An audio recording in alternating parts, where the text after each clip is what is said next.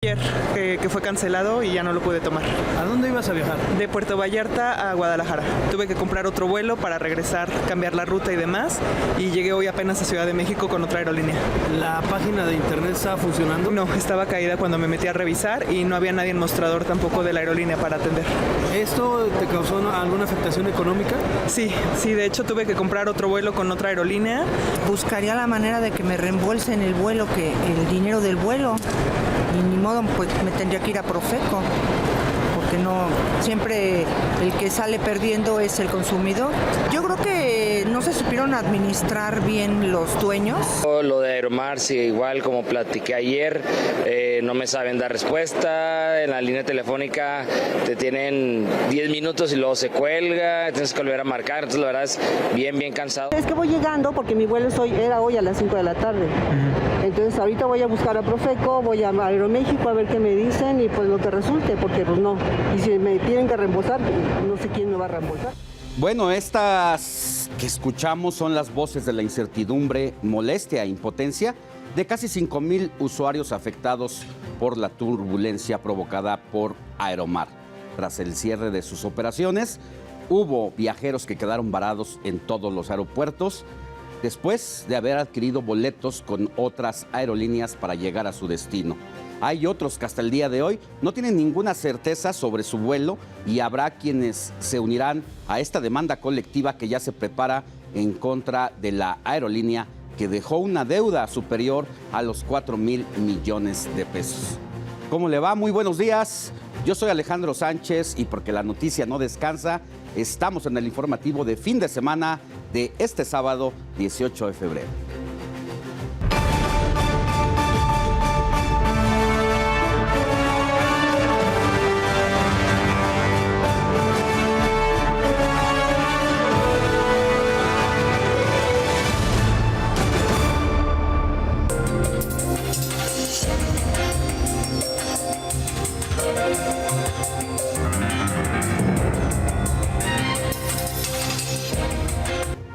Y bueno, después de 35 años en el aire, Aeromar dejó de operar al no lograr un acuerdo a sus problemas financieros, así como a la dificultad de cerrar acuerdos en condiciones viables para operar en el largo plazo.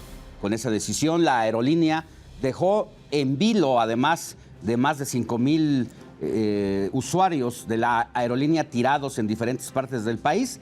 Hay 600 trabajadores, entre ellos 80 pilotos, que ya no tienen trabajo porque, pues simple y sencillamente, la aerolínea se ha declarado en quiebra. Y de acuerdo con expertos en el tema, el acumulado de adeudos de la aerolínea al gobierno mexicano es superior a los 4,000 millones de pesos. Y al respecto, el presidente Andrés Manuel López Obrador reconoció que el rescate financiero de una empresa con altos pasivos como los de Aeromar es totalmente inviable, por lo que se va a proceder a interponer denuncias contra los dueños de esta compañía. Fue una empresa mal administrada. Son de esos casos en donde quiebran las empresas, pero no los dueños. Los dueños se fueron, creo que Israel, dejaron abandonada la empresa con deudas, pero de tiempo atrás, mucho antes de la pandemia. Bueno, pues ahí está el presidente prácticamente declarándole la guerra a los dueños de Aeromar, donde dice que va a interponer incluso su gobierno esta denuncia porque tronó la línea, pero no ha tronado lo que representa las finanzas de estos propietarios de Aeromar. Y si bien el gobierno dejó en claro que no va a rescatar a esta aerolínea, sí va a buscar proteger los derechos de los trabajadores y por ello ya se procedió a un embargo precautorio de los bienes de Aeromar a fin de garantizar el pago de sus adeudos y asimismo otras aerolíneas nacionales indicaron que podrían incorporar a los empleados que deseen continuar laborando. Aeromar nos debe a los sobrecargos arriba de 30 millones de pesos. ¿Desde cuándo inició esta situación?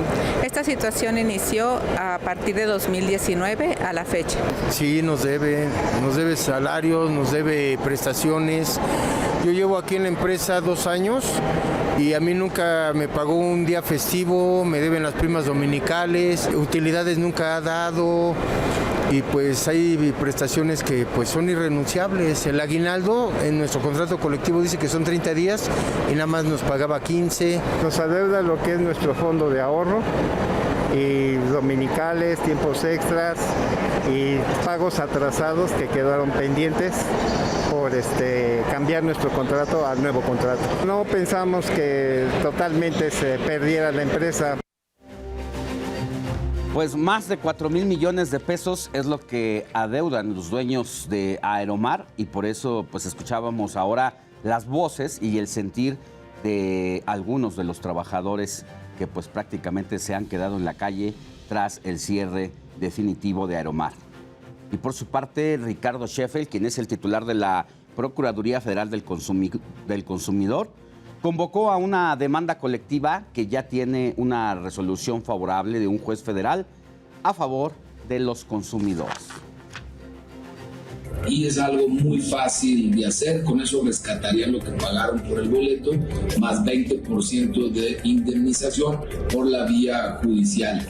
Además, Viva Aerobús y Volaris, que se quieren ganar esos clientes, les están ofreciendo descuentos o vuelos gratis en rutas similares, que también es algo que pueden aprovechar y que no descarta que de todos modos se adhieran a la acción colectiva en contra de Aeromar.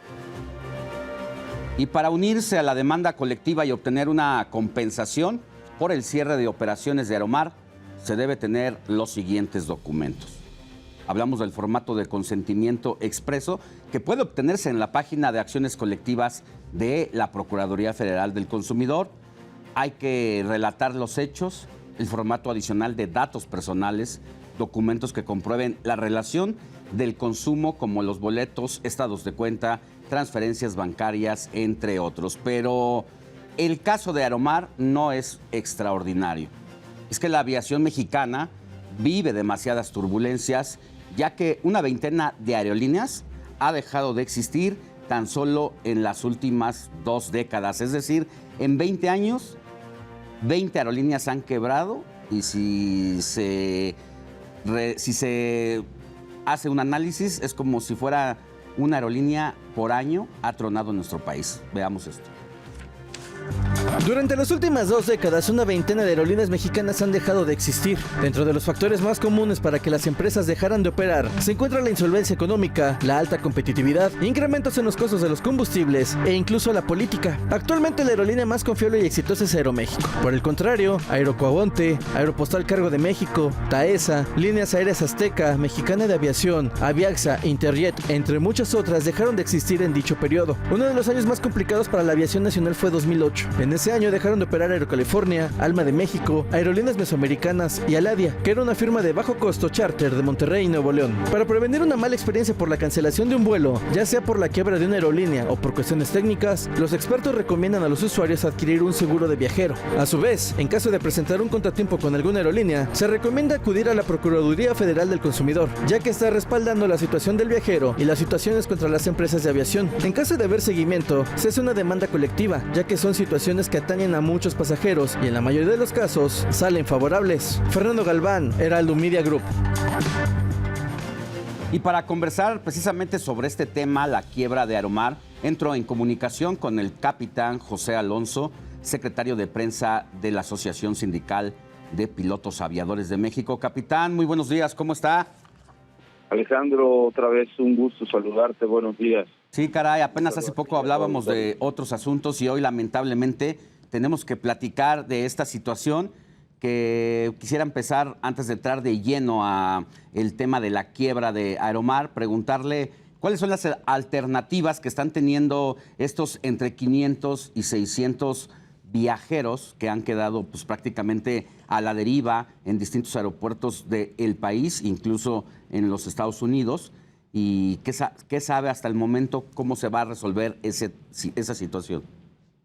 Mira, tenemos entendido en el sindicato, en ASPA, que las 3 aerolíneas principales de México, Aeroméxico, Viva y Volaris, sacaron un comunicado el día jueves en donde dicen que les van a respetar el boleto, el que tenga boleto, y solo tienen que pagar, me parece que el TUA. Esa es la forma en la que están apoyando. Eso es lo que tenemos entendido hasta el momento. Ya. Realmente no sabemos mucho de los manejos de este tipo de cosas, pero parece que están apoyando a todos los pasajeros que se quedaban varados. Como muy bien. Dentro de esta situación lamentable que es la quiebra de la aerolínea Aeromar, ¿cuál es la plática, la conversación, el acercamiento que han tenido con la Secretaría del Trabajo y cómo es que van a enfrentar esta situación? Mira, nosotros estamos... Lo primero hay que empezar diciendo que, bueno, fue muy mal administrado desde el 2017. Aquí tiene que ver el director de finanzas, Juan José Argüello, James Pornoy, el director de operaciones, Danilo Correa, el CEO, y obviamente el dueño es Picat. Muere el señor Marcos Katz, que es el dueño original, hereda la aerolínea, y ahí empiezan los impagos de esta administración nueva del hijo de este señor, y empiezan con los adeudos hacia los impuestos, el TUA, el fondo de ahorro, etcétera. De ahí se agrava, obviamente, con la pandemia, y ya se hace una bola de nieve que no se puede parar, muy mal administrada, y lamentablemente los trabajadores acabamos pagando todas estas cosas. Como bien decían, son cerca de 700 trabajadores. Y lo que estamos buscando en el sindicato, obviamente, es tratar de colocar a la mayor cantidad de pilotos, en nuestro caso, posible. Estamos teniendo pláticas, estamos viendo el proceso con Aeroméxico, y también de la misma forma, si tienen la oportunidad de contratarse con Viva o con Volaris, que no tenemos contratación colectiva con ellos, pues adelante. El chiste es que pasen la menor cantidad de tiempo posible sin trabajo. Tú sabes, todo el mundo tiene gastos corrientes, deben hipotecas, colegiaturas, etcétera. Entonces, lo que tratamos de hacer en estos momentos pues es tratar de colocarlos en alguna otra aerolínea. ¿Qué va a pasar con el tema de las propiedades que tenga Aeromar? ¿Se va a hacer un embargo para venderlas y tratar de obtener el mayor número de recursos y luego distribuirlos entre la plantilla de trabajadores? Sí, mira, en estos momentos estamos indagando, bueno, no en estos momentos, en estos días hemos estado indagando y vamos a seguir indagando, porque no sabemos exactamente qué es lo que tenga Aeromar. Sabemos que no tiene casi nada. Te voy a dar un ejemplo muy claro. La herramienta que tenían los mecánicos con las que reparaban los aviones eran propias de ellos. La aerolínea no tenía siquiera herramientas. Imagínate cómo estaba la situación. Y con la Secretaría del Trabajo estamos buscando los mecanismos para poder colocar a los trabajadores. Ya indagando qué tienen, pues ya se embargará y para tratar de garantizar en lo posible las liquidaciones de los trabajadores, que aquí te voy a decir, no nada más es de los pilotos, de todos los trabajadores. Y muchas veces en el sindicato vemos por todos los trabajadores, aunque no tengan contratación con nosotros, pues lo que nosotros tratamos de fomentar es el trabajo en México, ¿no? Y la economía de nuestro país. Es decir, que esta debacle de Aeromar ya se veía venir, ¿y por qué las autoridades no intervinieron antes para evitar esta situación precisamente tan lamentable? Sí, mira, tiene muchos años ya esto. Lamentablemente también la autoridad no hizo bien su trabajo. Te voy a decir, no nada más es de esta administración, las administraciones anteriores también han sido un desastre, como bien decían en la nota, es casi al razón de una aerolínea por año, es impresionante, en ningún lugar del mundo sucede lo que sucede en México. La situación aquí estaba así, y la autoridad del gobierno mexicano, al dar una concesión de estas, como dar una concesión de aerolínea, pues también tiene la obligación de vigilar que las finanzas, las operaciones y la seguridad sean totales. Y nunca se hizo esto, pues se hizo, como te digo, la bola de nieve, y a final de cuentas pues acabamos en esta lamentable situación. Si hubiera la cara de los trabajadores y pues, de todos los que llegamos a conocer, pues es una cara de angustia, desencajada, se sienten preocupados y no es para menos. Pues como dice, en ningún lugar del mundo hemos visto esta tragedia en aerolíneas, una aerolínea por año. La verdad es que creo que nos retrata de cuerpo completo en cuanto a administración pública y administración aeropuertuaria. ¿Qué tenemos que hacer para evitar que el próximo año vuelva a quebrar otra aerolínea y otra vez los viajeros queden regados, pero sobre todo también muchas familias queden sin trabajo por el jefe o la jefa de familia, o que en los matrimonios ahora o en las parejas pues ya tienen que trabajar entre las dos personas? Pero ¿qué tenemos que hacer para evitar esto? Mira, es muy buena tu pregunta. En México nunca ha habido una política aeronáutica de Estado real como tal. Lo que necesita el gobierno, y es la oportunidad ideal para ellos para trascender en su gestión actual. Recordemos que pues los gobiernos, el presidente y toda la gente que se mueve en el gobierno, pues son empleados que van a pasar. Pero si ellos dejan bien establecida una política aeronáutica, esto va a cambiar.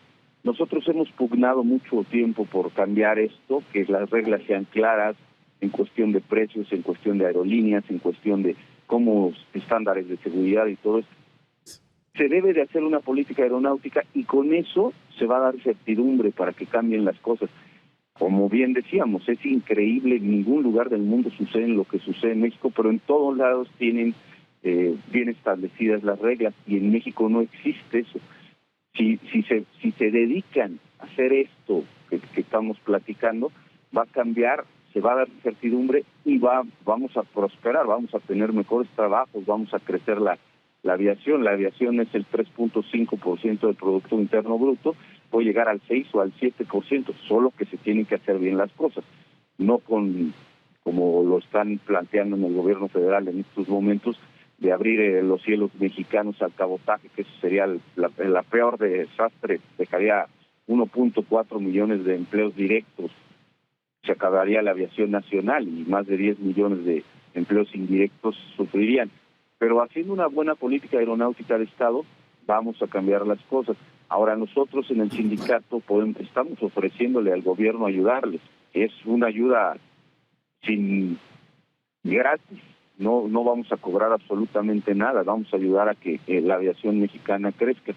Nosotros lo que tenemos, la intención es que mejore eso, que la industria aérea prospere y sea mucho más eficiente y genere más dinero para el país y obviamente economías para el Estado y para los trabajadores, haya más trabajo. Capitán José Alonso Torres, secretario de prensa de la Asociación Sindical de Pilotos Aviadores de México, muchas gracias por haber estado con nosotros y ojalá no tuviéramos que entrevistarlo para estas cosas, pero le mando un abrazo y que todo salga bien para los más de 500 trabajadores de la aerolínea Aeromar que han quedado a la deriva y sin trabajo. Gracias, Alejandro, gracias por el espacio, gracias por el tiempo, y sí, esperemos que las próximas entrevistas y las próximas comunicaciones que tengamos sean con noticias mucho más agradables que este tipo de noticias. Te agradezco. Un abrazo. Y que tengas un excelente día. Buen día. Seguimos con temas de aviación. Debido a que la nueva aerolínea mexicana Aerus, próxima a operar en territorio nacional, aseguró que dará prioridad a trabajadores de Aeromar para cubrir sus actuales vacantes. La nueva firma indicó que no habrá un tiempo límite para que los exempleados manden sus solicitudes para poder ser contratados. Asimismo, informó la apertura de vacantes que van desde técnico, aeronáutico de mantenimiento, entre otras actividades en esta aerolínea. Pero como decía el capitán Torres, hace falta una política de aviación que impida que el próximo año sigan quebrando las aerolíneas como ocurre en México y no en otra parte del mundo. En más temas, le cuento que la Fiscalía General de la República vinculó a proceso a Alejandro del Valle, él es presidente de la aerolínea Interjet, esto por la probable comisión del delito de defraudación fiscal equiparada al no declarar 12 millones de pesos. Al señalado se le dictaron medidas cautelares como firma periódica cada mes ante el Centro de Justicia, no salir del país y la entrega de su pasaporte. Le cuento que en esta ocasión, en Perfiles del Heraldo Media Group, platicamos con Francisco Cervantes. Él es presidente del Consejo Coordinador Empresarial y resaltó la importancia de la relación comercial con Estados Unidos y Canadá.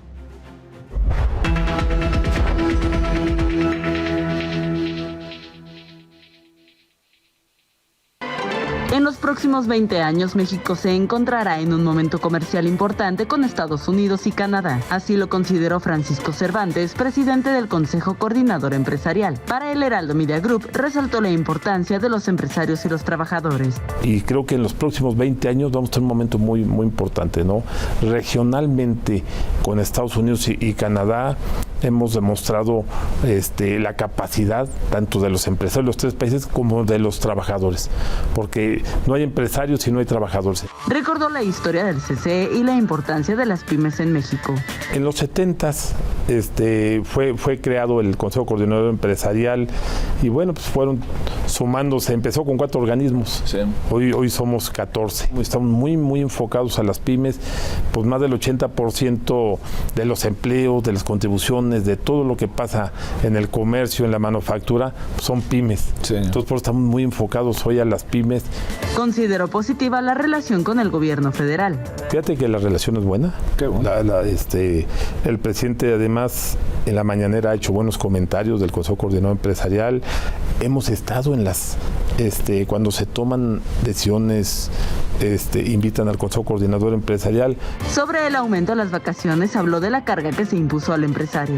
Pero no desaparecerlas o no cargarle de más, porque ya el peso que trae en la espalda el empresario es grande.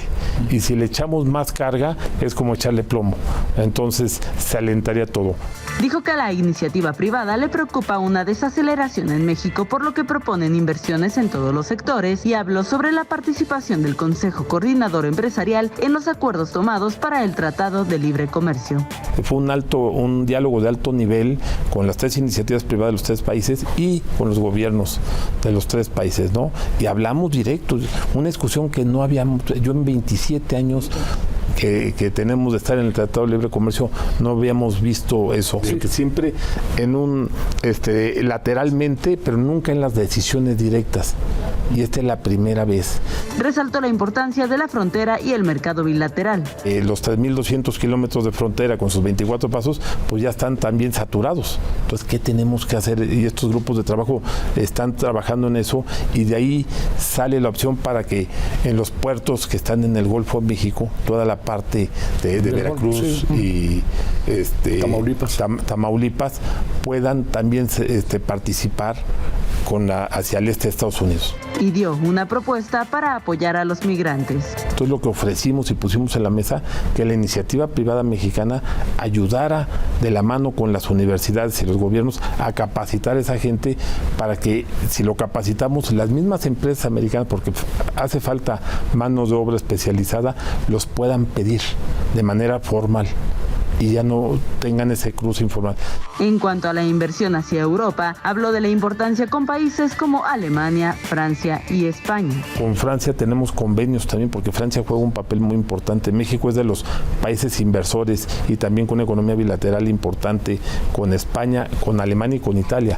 Estos 4 países en la parte de Europa juegan un papel importante, o jugamos en la parte bilateral. Heraldo Media Group.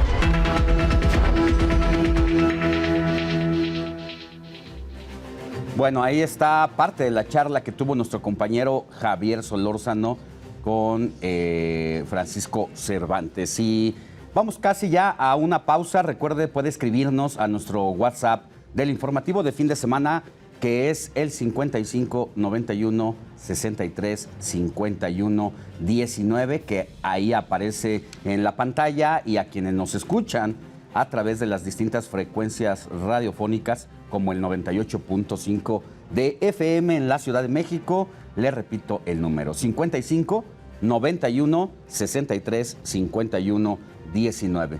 Vamos a una pausa y volvemos con más información.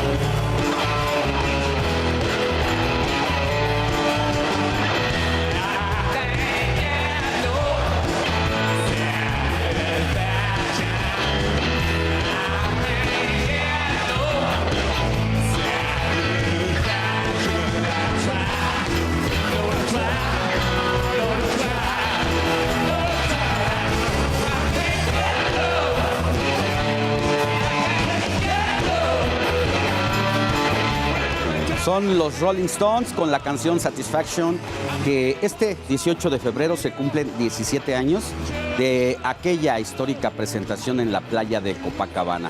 En aquella ocasión, más de 1,5 millones de personas se dieron cita en lo que fue uno de los recitales con más espectadores de la historia musical.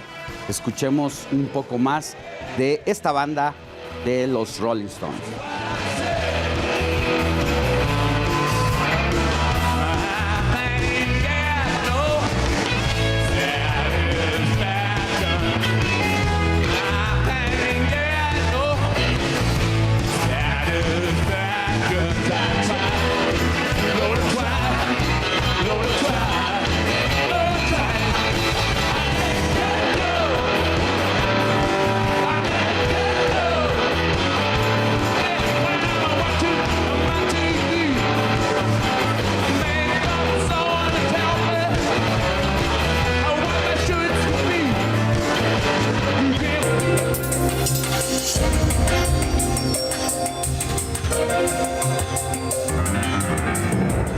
Y es momento de echar un vistazo a lo que hicieron los suspirantes a la presidencia.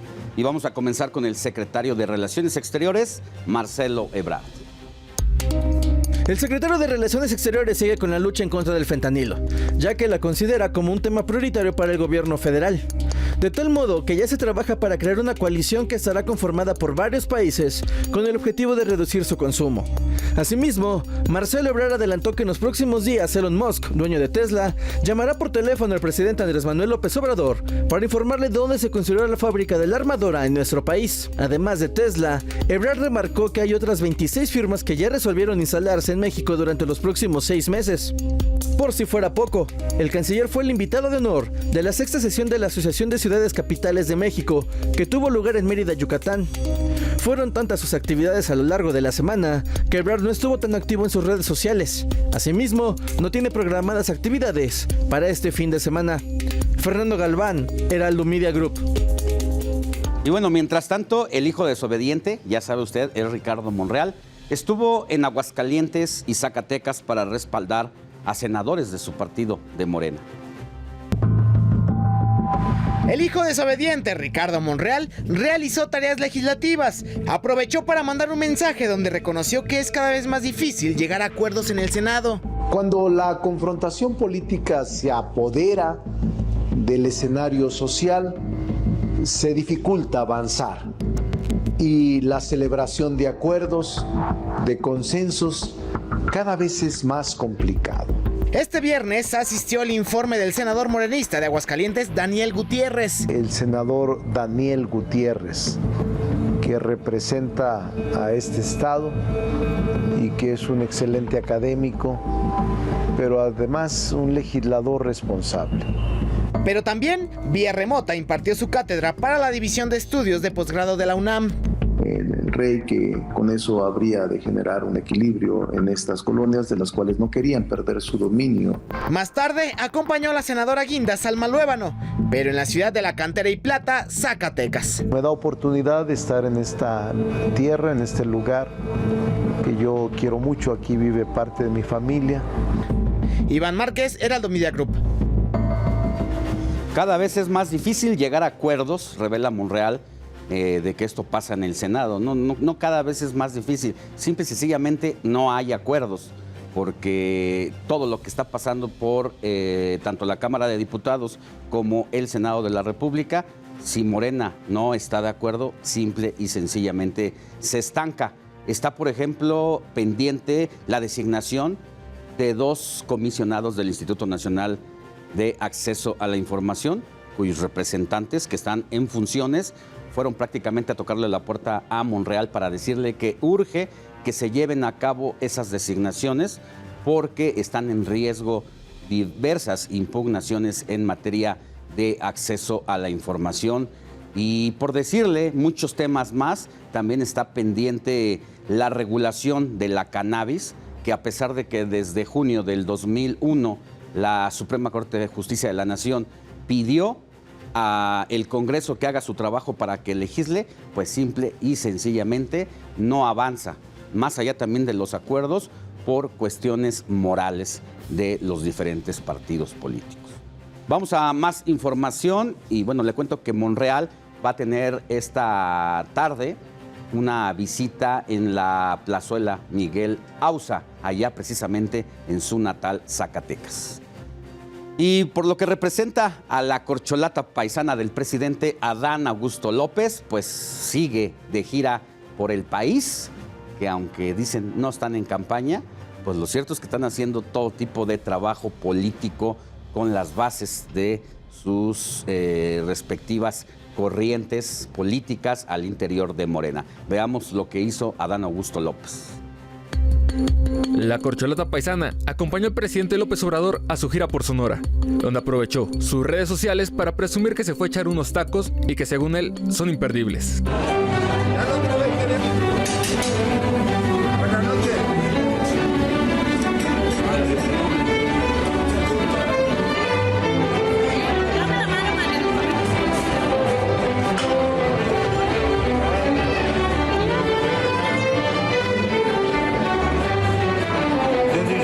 Durante su visita a Sonora, el secretario de Gobernación estuvo presente en la reunión de seguridad y en la mañanera de López Obrador. Por su parte, el gobernador Alfonso Durazo reiteró su apoyo y respaldó al suspirante a la presidencia. Para ese sábado, la corcholata paisana no tiene actividades agendadas, pero se espera que acompañe al presidente en los eventos que se realicen en dicho estado. Roberto Martínez, Heraldo Media Group. Y bueno, finalmente la doctora Claudia Sheinbaum, quien es la jefa de gobierno de la Ciudad de México, continuó con su trabajo por las distintas alcaldías de la capital y esto es lo que hizo ayer. Este viernes, la jefa de gobierno Claudia Sheinbaum dio el informe sobre la rehabilitación de unidades habitacionales en su conferencia de prensa diaria. En conjunto con Claudia Gálvez Sánchez, procuradora social de la Ciudad de México, presentaron el programa social Bienestar en tu Unidad. Mencionó que se tienen registradas más de 12,000 unidades habitacionales y que por ello era necesario una renovación de manera positiva. Y durante lo que fue el 6º día de recorridos ante habitantes de la colonia Popotla en la alcaldía Miguel Hidalgo, Sheinbaum Pardo, titular de la jefatura de gobierno de la capital mexicana, señaló que a diferencia de servidores públicos de administraciones pasadas que llegaban a su escritorio y se olvidaban de la gente, la actual administración busca la cercanía con los capitalinos. En la jornada informativa, la mandataria capitalina destacó también la edificación de 185 departamentos distribuidos en 16 torres de 5 niveles financiados por el gobierno capitalino, acción que garantizó el derecho a una vivienda digna para las familias de la llamada ciudad perdida de esa demarcación. En ese sentido, en los primeros 4 años de esta administración, se duplicó el presupuesto destinado a unidades habitacionales y para la alcaldía Miguel Hidalgo se invirtieron más de 42 millones de pesos en el rubro, con más de 15,000 viviendas y más de 54,000 personas beneficiadas. Habló también de la materia educativa, dijo que en la Miguel Hidalgo se construye el 7º plantel del Instituto de Estudios Superiores Rosario Castellanos, enfrente del casco de Santo Tomás, para beneficio de 4,000 estudiantes. En cuanto a movilidad y obras públicas, en beneficio no solo de los vecinos de la alcaldía Miguel Hidalgo, sino de todos los habitantes de la capital, la mandataria local destacó la creación de la línea 3 del cablebús, que conectará las 4 secciones del bosque de Chapultepec, la calzada flotante que conecta la primera y segunda sección. Finalmente, Claudia Sheinbaum recordó que el programa Bienestar en tu Colonia, que garantizará servicios públicos en 333 colonias con alta vulnerabilidad y además de la incorporación al programa IMSS Bienestar, son los proyectos prioritarios para este 5º año de gobierno. Mónica Reyes, Heraldo Media Group. Bueno, y por otro lado, el presidente López Obrador también tuvo actividades este viernes, supervisó los avances en la construcción de la planta fotovoltaica en energía solar, esto en el puerto Peñasco, Sonora, que va a beneficiar a 64,000 hogares. En su discurso, el mandatario dijo que fortalecerá a la Comisión Nacional de Electricidad. No estamos impidiendo que participe el sector privado. Lo que estamos buscando es que no desaparezcan las empresas públicas y que mínimo se mantenga un equilibrio entre empresas particulares y la Comisión Federal de Electricidad. Bueno, pues el presidente de la República se quedará se quedará ya en Sonora, va a seguir con sus trabajos en un recorrido en la mina de litio en Bacadehuachi, donde firmará el decreto para entregar las reservas de litio a la Secretaría de Energía el domingo y finalizará su gira por el estado de Cajeme para supervisar los avances del plan de justicia yaqui. Ese mismo día va a regresar a la Ciudad de México para realizar la ceremonia por el Día Internacional del Ejército Mexicano. Y precisamente cada 19 de febrero, desde 1951, se celebra el Día del Ejército Mexicano, institución conformada por fuerzas militares terrestres, aéreas, encargadas de la defensa del Estado mexicano.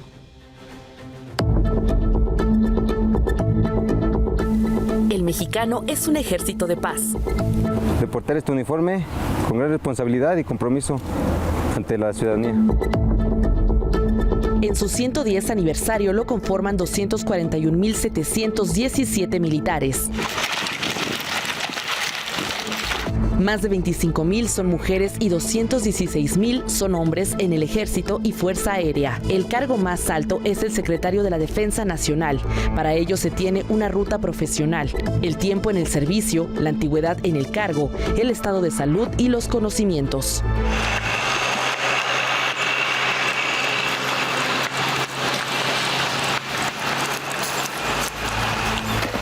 Actualmente 4 mujeres son generales de brigadier, oportunidad para que en un futuro una mujer pudiera encabezar al Instituto Armado. El Ejército Mexicano tiene 5 misiones. Defender la integridad, la independencia y soberanía de la nación. La segunda misión es garantizar la seguridad interior. La tercera misión es auxiliar a la población civil en caso de necesidades públicas. La cuarta misión es realizar acciones cívicas y obras sociales que tiendan al progreso del país. Y la quinta misión, en caso de desastres, prestar ayuda para el mantenimiento del orden, auxilio a las personas y sus bienes y la reconstrucción de las zonas afectadas. El 19 de febrero de 1913, Venustiano Carranza, entonces gobernador de Coahuila, publicó el decreto de creación del Ejército Mexicano.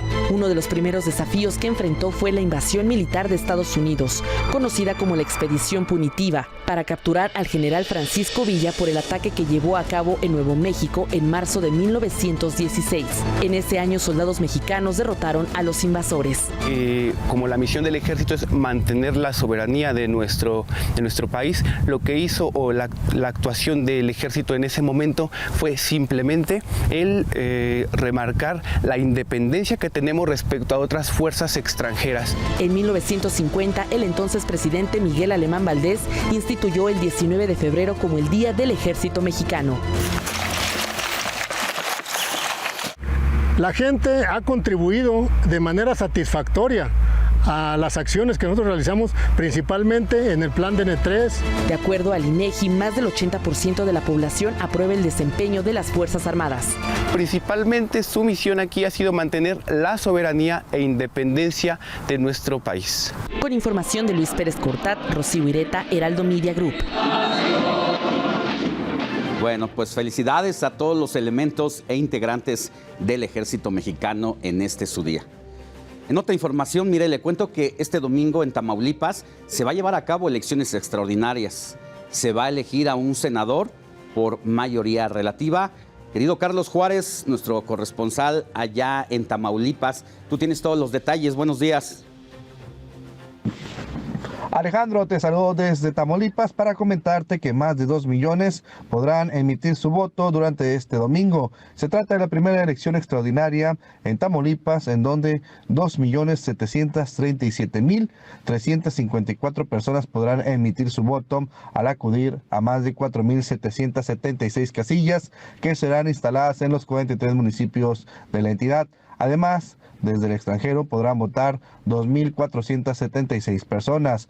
Para el desarrollo de la jornada electoral del próximo domingo, se instalarán estas 4.776 casillas, mismo número que se instalaron para el pasado proceso electoral.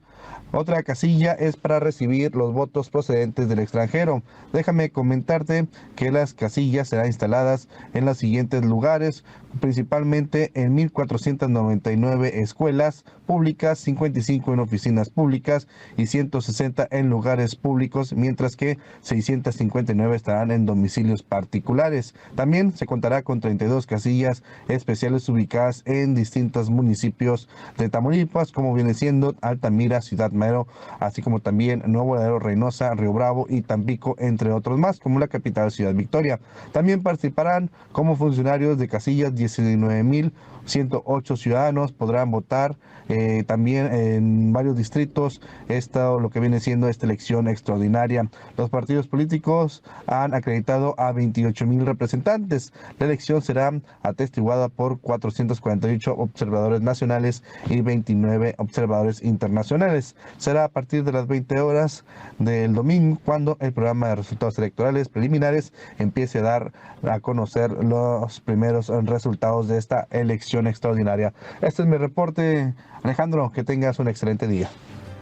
Pues todo listo allá en Tamaulipas para que el día de mañana se lleven a cabo elecciones para elegir a un senador de la República. Y usted que está en Tamaulipas o en cualquier otra parte del país seguramente se pregunta, ¿por qué un senador de Tamaulipas nada más va a estar en el proceso electoral y no en el resto del país? Le cuento que el gobernador actual, Américo Villarreal, era senador de la República. Pide licencia para irse a la competencia electoral del año pasado y ya al ganar los comicios para quedarse ya en la gubernatura, mandan a llamar desde el Senado de la República a el suplente de Américo Villarreal de nombre Faustino López. Pero desafortunadamente Faustino López, quien se trasladaba de Tamaulipas a otra entidad vecina, sufrió un accidente automovilístico y murió en la carretera. Por eso es que el Instituto Nacional Electoral ha convocado a elecciones para cubrir esa vacante que aún está pendiente en el Senado de la República desde octubre del año pasado. Y vamos a cambiar de información.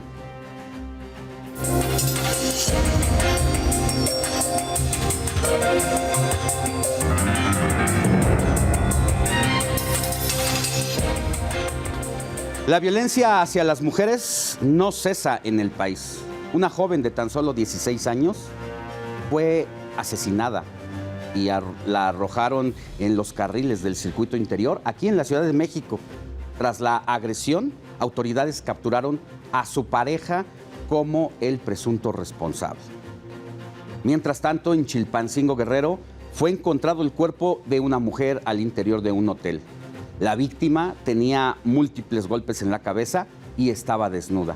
La joven habría ingresado junto a su acompañante, quien, ahora se sabe, fue el agresor.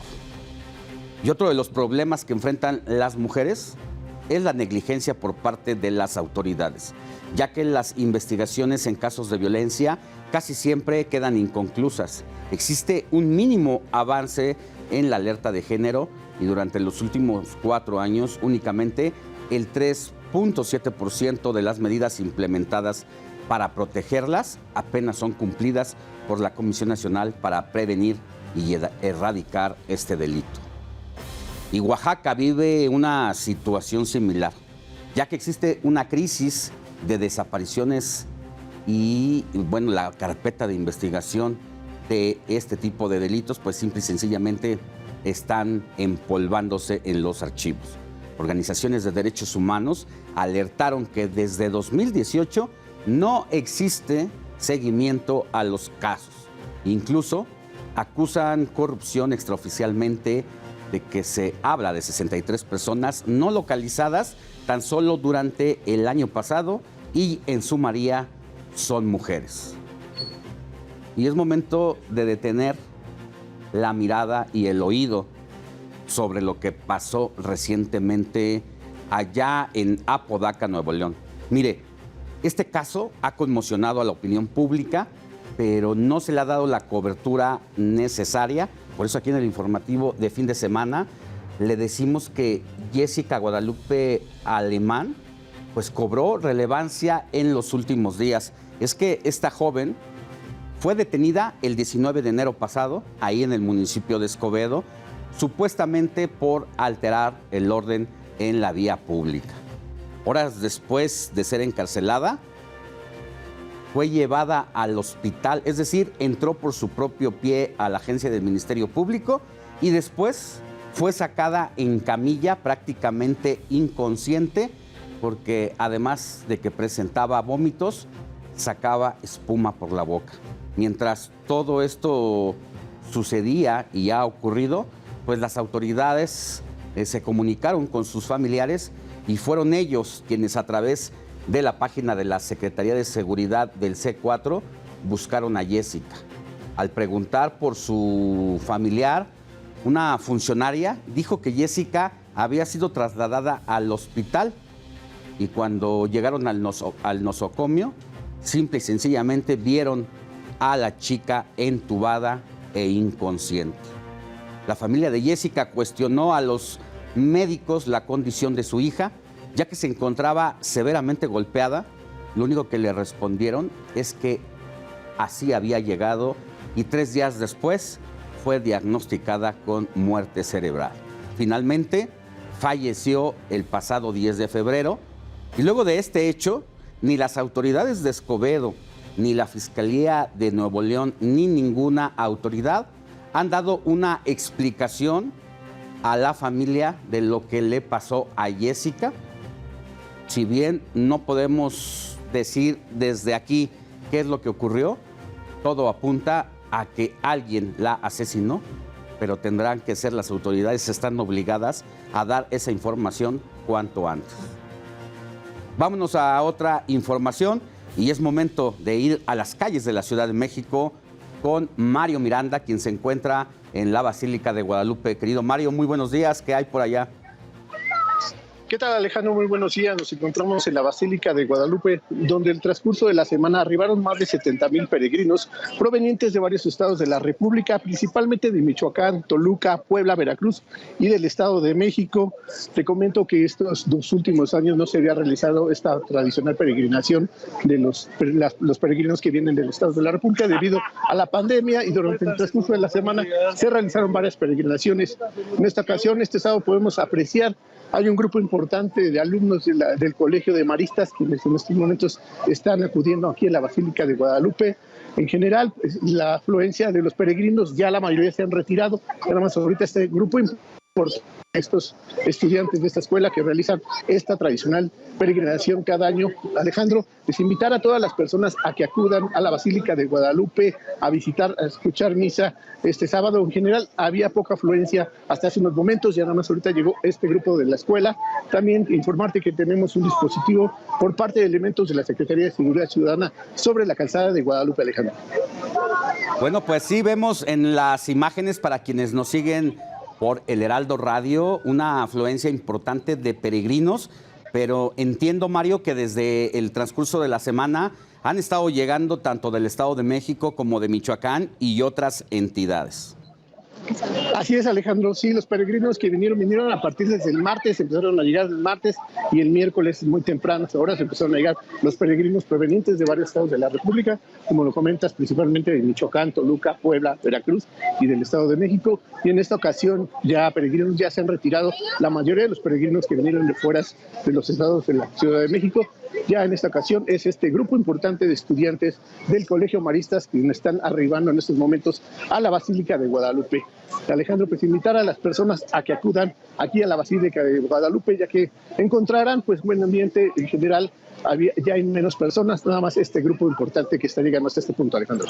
Bueno, y a quienes conducen su automóvil muy cerca de la Basílica de Guadalupe, tengan mucha atención y mucho cuidado, porque pues hay vialidades que pueden estar cerradas, Mario. Así es, Alejandro, hacer el llamado a todos los automovilistas que manejen con precaución, ya que encontrarán bastantes peregrinos sobre calzada de Guadalupe. Hay que manejar con precaución para evitar un accidente en esta zona. Que tengas buen día, más adelante regresamos contigo. Claro que sí, seguimos pendientes, Alejandro. Vámonos a una pausa y volvemos con más información.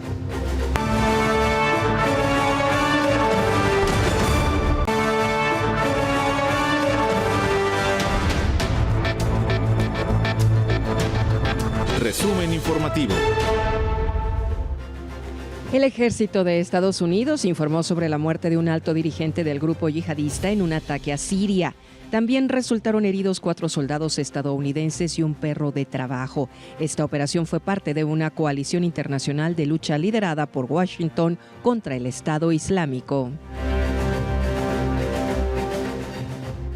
El presidente ucraniano Volodymyr Zelensky instó a sus aliados occidentales para que aceleren el apoyo militar. El mandatario advirtió que los retrasos favorecen a Rusia de cara al primer aniversario de la invasión en su territorio. En Alemania, más de 295,000 pasajeros fueron afectados por la huelga en 24 horas que realizaron los trabajadores de 8 aeropuertos del país. Los empleados exigieron mejores salarios y una compensación por la pérdida de poder adquisitivo generada por la inflación. El Congreso de Perú aprobó la acusación presentada por la fiscal Patricia Benavides para acusar al expresidente Pedro Castillo por los presuntos delitos de organización criminal, colusión y tráfico de influencias. Con 59 votos a favor, 23 en contra y 3 abstenciones, la Fiscalía tiene luz verde para la investigación.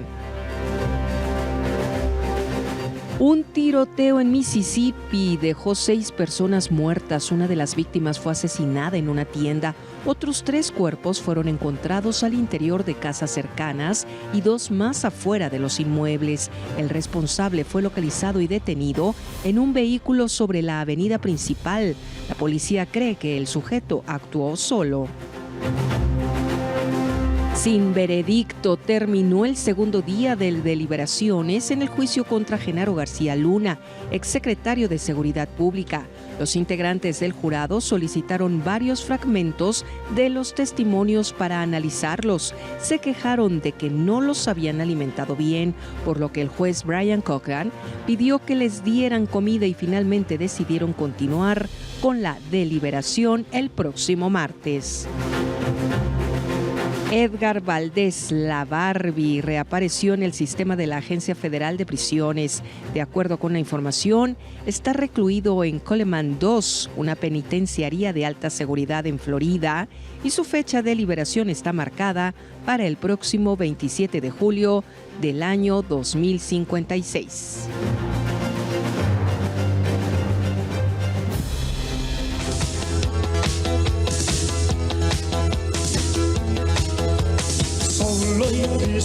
Bajo el sol, en la playa busco amor de arreme, un lugar para mí.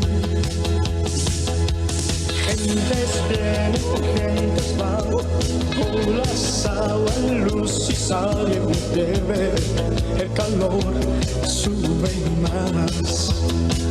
De pronto, la chica del bikini azul.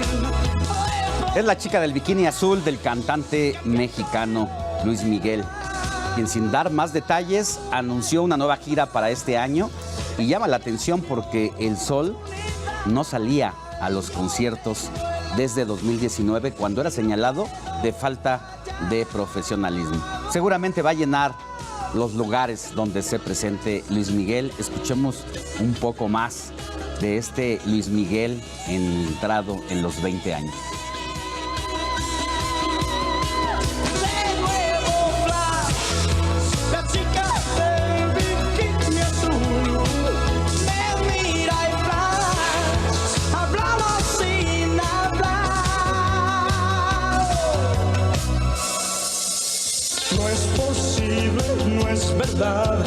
Mi cabeza va a estallar, ya no sé si estoy bien o estoy mal.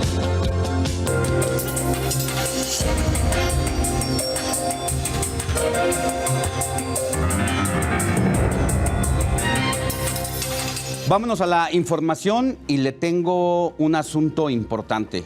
Anteriormente los problemas visuales se presentaban en 5 de cada 10 mexicanos.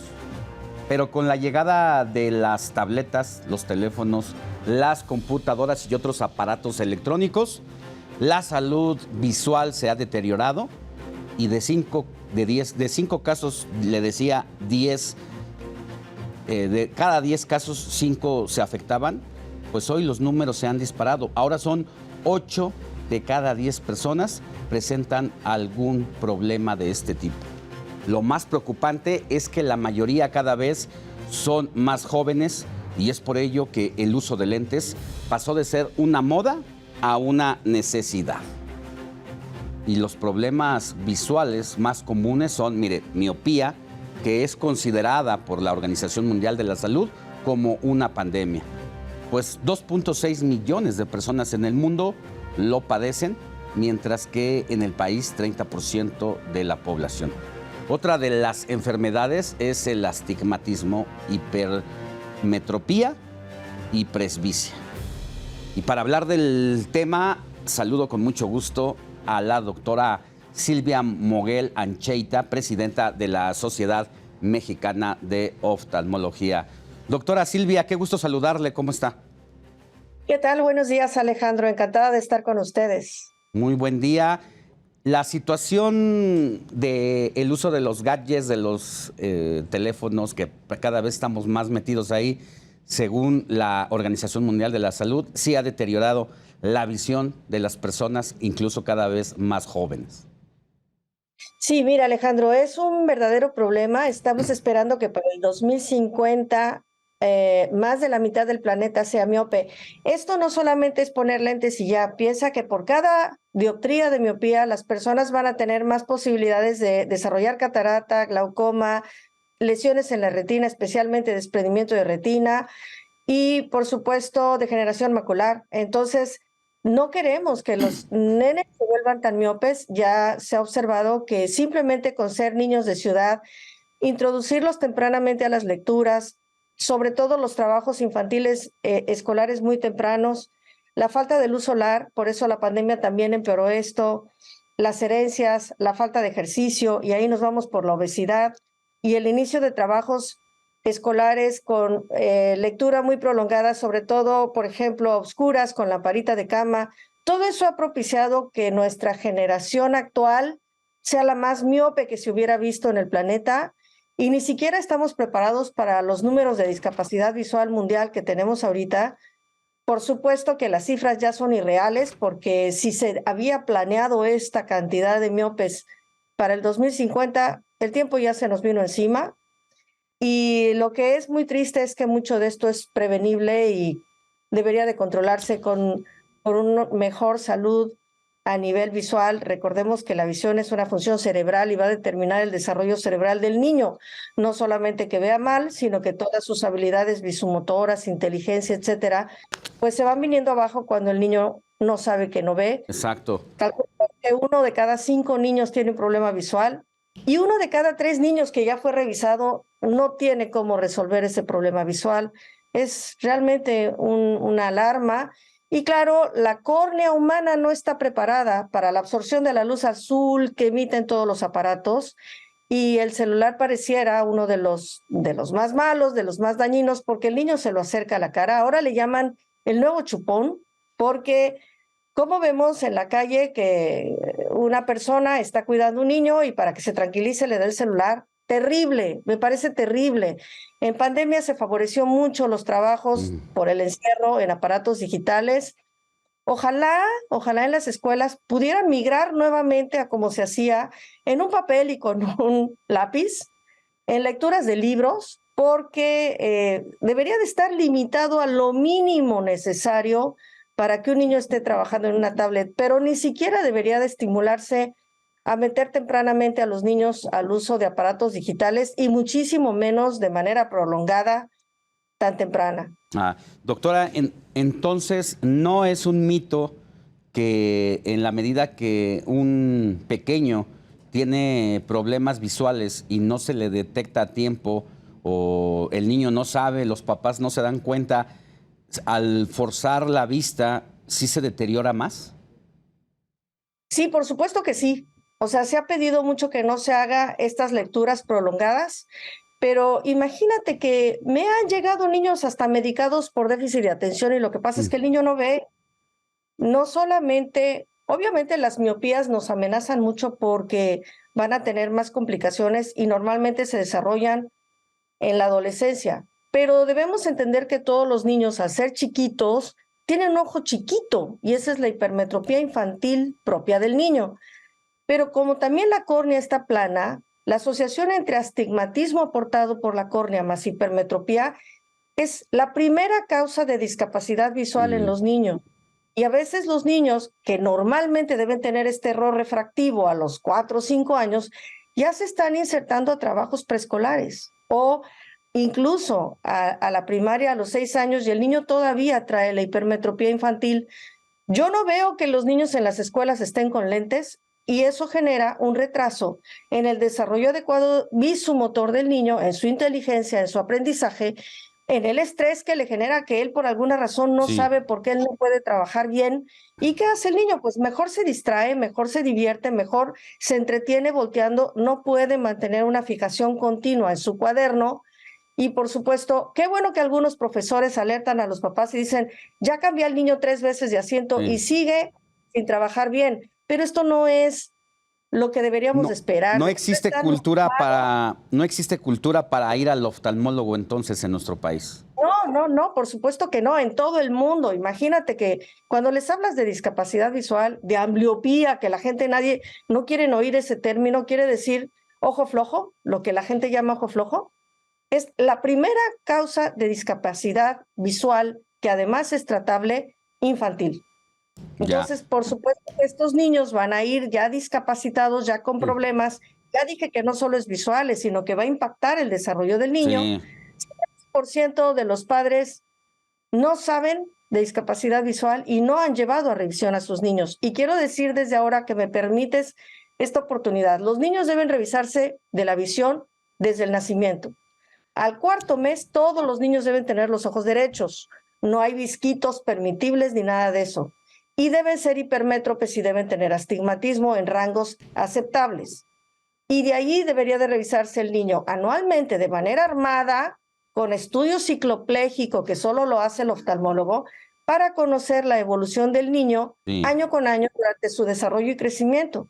Hasta los 6 años debe mantenerse esta hipermetropía, imagínense. Los niños a veces están en la escuela. Y después viene la amenaza de la miopía, que es cuando el ojo se deforma. Y voy a decir deforma, porque piensan que miope es solamente que el ojito ya tiene una forma más larga. No, es una deformidad de todas las estructuras oculares y de allí no se puede controlar ese crecimiento anormal del ojo y pueden, pues muy peligrosamente, desarrollar miopías altas que se van a quedar para el resto de su vida, con las complicaciones que podemos imaginarnos. ¿Cómo podemos detectar, por último, en lo inmediato, cuando un pequeño no ve bien y piensa que la vida es así y que... No, qué terrible. ¿Verdad? ¿Verdad? Sí. Como a veces le digo a los papis, ¿por qué no me lo trajeron antes? Tiene 6 años y el niño no ve. Ah, ¿por qué no dijo que no veía? Pero por favor. No tiene ningún otro referente, ¿no? No, todos tenemos que estrechar manos, los oftalmólogos con los pediatras. Tienen que mandar al niño a revisión, porque quiero decirte una cosa. Un niño hipermétrope de 3 dioptrías, si tú le tomas la visión, puede ver del 20/20. De manera que ni siquiera con una cartilla que tuvieran los pediatras, hombre, ya nos ayudarían a detectar el que no ve. Pero ¿qué tal el que ve 20/20 y dijeran, este niño no necesita revisión? No, porque puede ser hipermétrope y está fatigado. De manera que lo ideal es que por norma todos vayan a revisión al menos una vez al año, porque solamente el oftalmólogo tiene todos esos aparatitos que ustedes ven y solo el oftalmólogo puede poner medicamentos para dilatar la pupila para obtener esa graduación. Si ustedes se acercan con estos aparatos de autorrefractómetro para graduar un niño, da miopías que son falsas y eso tenemos luego que estar retirando los lentes miopes que le pusieron a un niño que ni siquiera es miope. Sí. Así que eso es como una bola de nieve que si no nos ponemos de acuerdo todos, padres de familia, oftalmólogos, pediatras, médicos generales, médicos familiares, gracias a los profesores que por lo menos dicen, este niño no trabaja bien, debe tener un problema visual.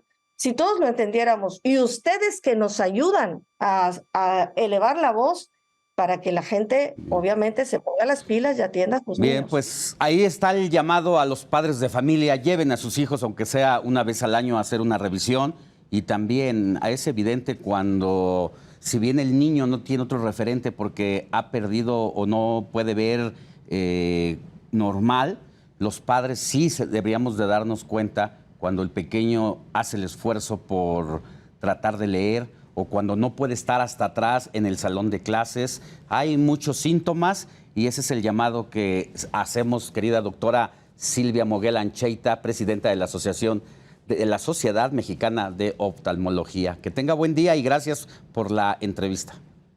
Muchas gracias a ti. Saludos a todos.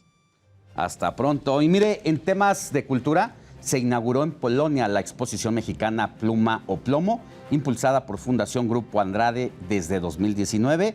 Este es el reporte. La visión mexicana de la conquista llega hasta Polonia, con la exposición Pluma o Plomo del artista Emiliano Gironella. Trata de explicar el dolor, lo difícil, la complejidad del mestizaje, del encuentro de civilizaciones y todo lo que ello conllevó para la formación de la cultura de la identidad mexicana. La exposición temporal está en el Instituto Cervantes de Varsovia. Cuenta con 30 piezas, de las cuales 15 están dedicadas a Hernán Cortés. Es en verdad, en realidad, una ocasión para que felicitemos al pueblo de México. Al pueblo de México porque está de celebración, aunque pueda no saberlo. Celebramos 95 años de las relaciones, del establecimiento de las relaciones diplomáticas entre México y Polonia. La Embajada de México en el país europeo ha mantenido los lazos activos con más de 40 proyectos culturales. Pluma o Plomo fue impulsada por Fundación Grupo Andrade desde 2019 y en esta ocasión ayudaron con el préstamo y traslado de las obras. Quisiera agradecer a la Fundación Grupo Andrade, a El Heraldo Media Group, por su apoyo para que esta exposición de México en Polonia pudiera ser una realidad. A la inauguración acudieron más de 100 asistentes, entre los que destacaron la doctora Agnieszka Brilac de la Universidad de Varsovia, quien profundizó sobre el contexto histórico de este encuentro, y el profesor Lech Majewski de la Academia de las Bellas Artes de Varsovia, quien destacó el valor artístico de la exposición. Heraldo Media Group.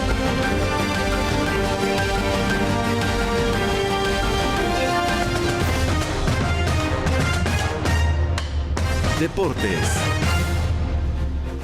Ya está en el estudio Luis Enrique Alfonso, nuestro periodista deportivo. ¿Cómo estamos, mi querido Alex? ¿Todo bien? Bien, ¿cómo te va? ¿Andas ronquito? Un poquito, los cambios de clima, el hielo, condiciones que se dan en el trabajo. Ambiente, el trabajo, sí nos ha tocado narrar doble jornada, entonces es la afectación, pero contento de estar contigo para platicar de un tema que a mí en lo particular me causó mucha ámpula, porque ¿qué valores representa el deporte, Alex?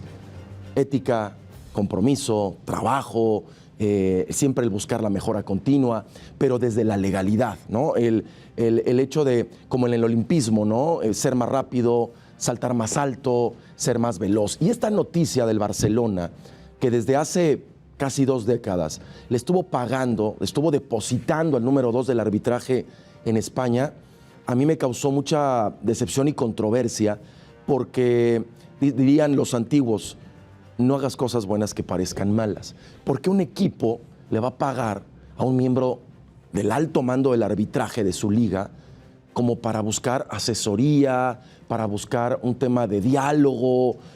Yo la verdad, creo que es donde se pierde todo el sentido del deporte. Porque aparte el Barcelona lo perdona. La Real Federación Española dice, no importa, no pasa nada, en España no lo van a investigar. Y con el eslogan de más que un club, pues obviamente con lo de la euforia de Messi, recordemos que Rafa Márquez es uno de los máximos emblemas que tenemos en México, por ahí pasó, se acaba de ir Julián Araujo para tratar de probar suerte en el Barcelona B y subir al Barcelona A. Es un mal mensaje, Alex. Sobre todo porque en el deporte se generan los ídolos, que son el ejemplo para la sociedad, todas las generaciones, para los chavitos. Y bueno, en todos lados se cuecen habas, en España no fue la excepción. Y visto de otra manera, puede parecer que es un soborno, ¿no? Totalmente. O sea, no hay equivocación. No hay de otra. Y lo tenemos que contrapuntear con 2 casos. El primero, el que pasó en Italia hace algunos años, cuando la Juventus, cuando incluso le quitaron títulos de la Serie A, que también había cierta dinero que daban. Y recientemente, una sucursal del Calciópolis que le quitan 15 puntos a la Juventus, que ahora incluso bajó de posición, se juzgó de una manera diferente y mucho más contundente. Y recordar lo que pasó, quizá ahorita muchos jóvenes no lo tienen en mente, no somos unos chamacos, Alex, pero claro. Estábamos en la primaria quizá, lo que pasó con los cachirules. También. En los 90s. En los 90s. México, después de 1986, que se organiza la Copa del Mundo en nuestro país, y es fiesta, y es bombos, platillos después de la tragedia del 85 del sismo, lo toma el Mundial, y en los 90 se pierde una gran generación, porque esos cachirules fueron en categorías juveniles, y es alterar actas, es engaño. Sí, pero además mandaste como autoridad deportiva a tus jóvenes, claro, a sus lugares de origen a conseguir un acta chueca. Exactamente. Entonces, dicen que el fútbol es un reflejo de la sociedad, ¿no? Y recientemente el fútbol, hablo del deporte más popular del mundo, se ha visto involucrado en serios cuestionamientos de actos de corrupción. El más reciente, que pueden ver incluso en plataformas digitales con documentales habidos y por haber, es lo que ocurrió en CONMEBOL, cuando la FIFA y vía Estados Unidos, porque estaban triangulando recursos económicos, lavado de dinero de la CONMEBOL, y que involucraba algunos directivos de la CONCACAF, como Jar Warner, por ejemplo, de Jamaica, que el tipo, cuando Jamaica va a la Copa del Mundo, a principios de este nuevo milenio, le daban $2,000, como hablo de manera figurativa, sí, para los jugadores. Bueno, él se quedaba con 1,900 y le daba 100 a cada jugador. De esa índole estamos hablando. Y la pregunta es si en México hay o no. Yo lo que quiero nada más poner, porque no tengo pruebas, no me atrevería, pero en una sociedad, en un ambiente político en el cual vemos actos de corrupción, ¿qué te hace pensar que en el fútbol no lo haya o estemos enajenados? Recientemente también fue escándalo el tema de los gallos blancos, por ejemplo, donde estaba la evidencia que el crimen organizado había dejado su huella ahí en los recursos. ¿Te acuerdas de Gustavo Matosas? Sí. Técnico también que todos quizá en León, estuvo en América, pero particularmente en León, está desaparecido del fútbol mexicano. ¿Por qué? Salieron grabaciones donde se aceptaba lana por debuts y hacían varias cosas. Entonces, aquí lo lamentable es el mensaje que se está dando, sí, y cómo se está mal lucrando con el fútbol, porque es una maquinaria que genera miles de millones. Y lo del Barcelona me parece que, con todo lo que significa la cultura deportiva, los niños, Messi, el ejemplo, digo, Messi no está involucrado, pero es el equipo, es el club, sí, es un mensaje que va en contra de todos los valores deportivos. Y cuando no hay sanción de por medio, pues con mayor... Impunidad. Impunidad, madre de la corrupción. ¿No? Así que... ¿Qué hace dando a un equipo dinero, millones de dinero, a un miembro del arbitraje? Sí, no es ético, no hay una explicación que sustente cualquier acción.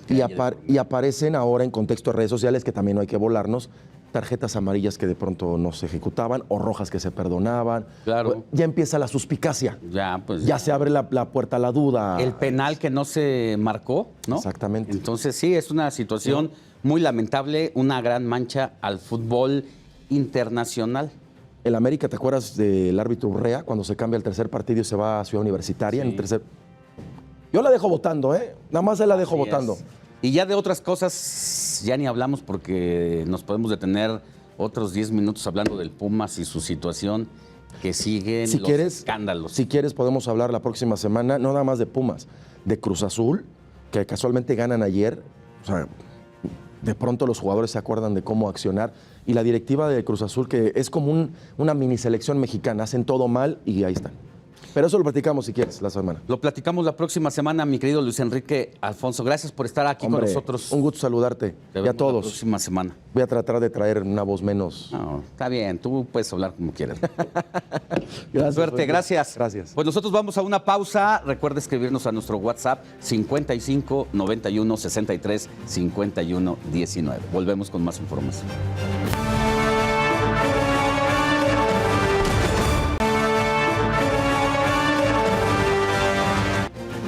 Ya son las 9 de la mañana con 29 minutos, hora del centro del país. Estamos de regreso en el informativo de fin de semana y es momento de ir con Paulina Greenham, quien nos presenta una historia más de Fundación Grupo Andrade. Fundación Grupo Andrade, nuestros niños y niñas nos necesitan, presenta.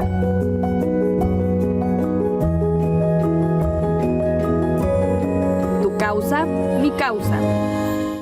Ustedes saben lo que yo disfruto los sábados, me da muchísimo gusto saludarlos, gracias por estar aquí y esto es pues mi causa, tu causa o tu causa, mi causa. El chiste es que decidamos cuál es la causa que queremos apoyar, que la hagamos nuestra y que no le fallemos a los niños y niñas de México que tanto nos necesitan. Y ustedes ya saben que el cáncer infantil es un tema muy serio en nuestro país. Es una enfermedad muy dura que requiere de mucho tiempo, de mucho esfuerzo.